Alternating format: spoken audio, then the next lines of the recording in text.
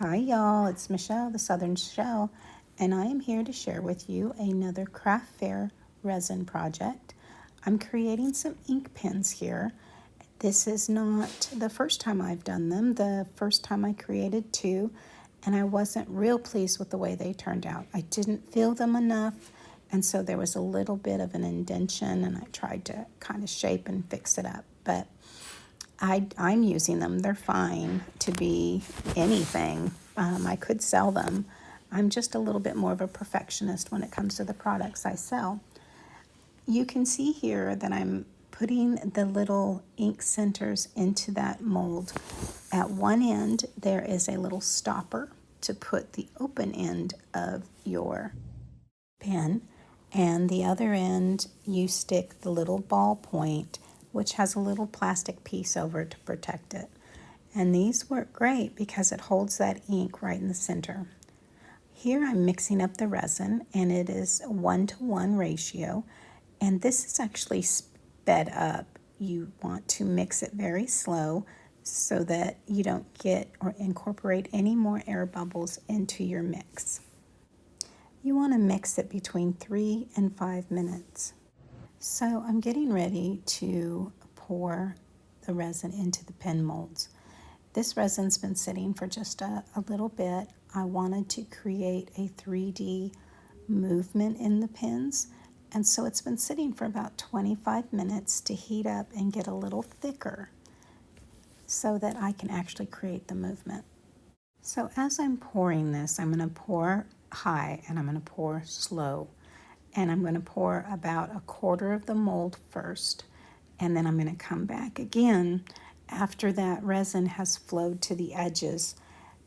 If you don't let it flow from end to end, you could get air bubbles in there, air bubbles in there, and it could not actually create a whole pen. It could just cut off where that air bubble is at.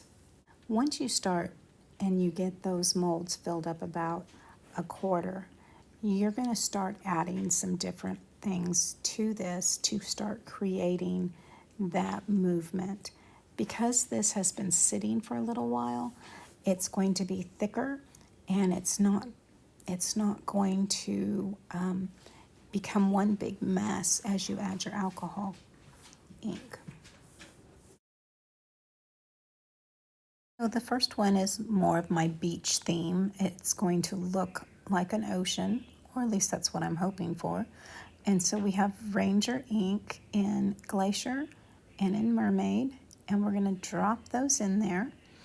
And then we're going to come back with some white, and I use some casting color for that. And in the alcohol ink, it makes it more opaque than translucent. If you wanted it to be translucent, you're going to use white alcohol ink, but I wanted it to be a little more opaque when I was doing this part. So that's how I mix that up. And then I just come in with my my stick, and I'm just going to drag, and I'm going to come across, and I'm going to drag those colors and just make that movement start.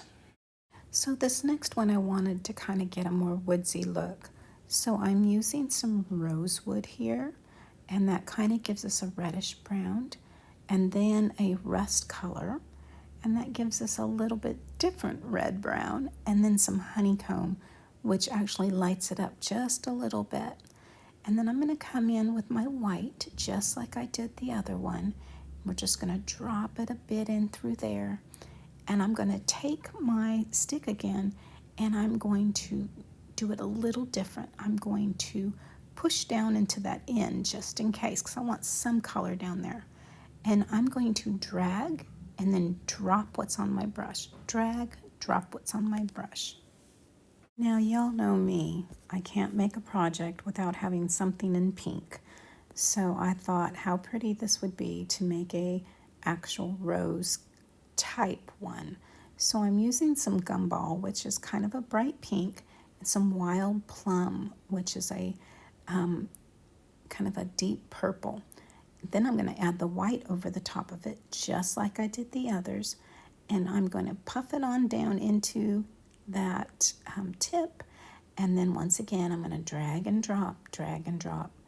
At this point, you want to top it off with some more clear. This is going to give you some layering. The inks and the white are going to be heavier, and the clear is going to be, it's going to kind of stay right there on top. I don't want it too full, but I do want it to be as full as the mold. So you just be careful there so you don't overfill or underfill. It's pretty important that you pay attention to that with these pens. Now I'm going to come right back in with the same colors that I used in each of these pens. And I'm going to do a couple more drops of those alcohol inks right on top.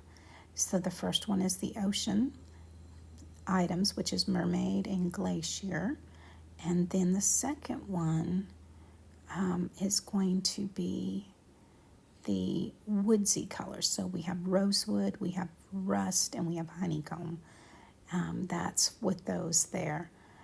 And I don't remember if I put white on these or not.